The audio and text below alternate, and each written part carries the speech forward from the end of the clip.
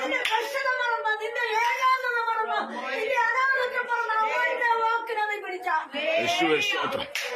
Hallelujah. യേശുവിന്റെ നാമത്തിൽ ഇന്ന് പരസ്പരം പറയുന്നു. അവന്റെ വാക്കിനെ നീ ഇറങ്ങിക്കേ. അവന്റെ വാക്കിനെ നീ ആലോചിക്കേ. അവന്റെ വാക്കിനെ വിശ്വസിക്കേ. ഹല്ലേലൂയ. നീ അടുത്തേ. ഹല്ലേലൂയ. മനസ്സിലാക്കിക്കേ. ഹല്ലേലൂയ. അവന്റെ വിളിയൊന്ന് നീ മനസ്സിലാക്കിക്കേ. യേശുവേ. ഹല്ലേലൂയ. ആമേൻ. ആരാ ഉടയവൻ നിനക്ക് ജീവൻ തന്ന യേശു? യേശുവേ. ആരാണ് നിന്നെ ഈ വഴിയിലേക്ക് ഇറക്കിയത്? യേശു. ആമേൻ. ആരാണ് ഈ സത്യത്തിനെ പഠിപ്പിച്ചത്? യേശു. ഹല്ലേലൂയ. ആ സത്യത്തിന്റെ മുമ്പിൽ നിൽക്കുമ്പോൾ ഞാൻ ഒറ്റപ്പെട്ടു പോയി കർത്താവേ, ഞാൻ അനാഥയായി പോയി കർത്താവേ, എനിക്ക് ജീവിത സൗകര്യങ്ങൾ ഇല്ല കർത്താവേ, എന്റെ ഓട്ടം വ്യർത്ഥമായിരിക്കുന്നു കർത്താവേ, കഷ്ടപ്പാടല്ലാതെ എനിക്ക് ഒന്നുമില്ല കർത്താവേ.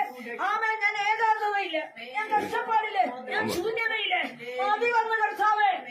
അല്ല, കർത്താവ് പറയാ നിന്റെ ശൂന്യത മാറ്റണം.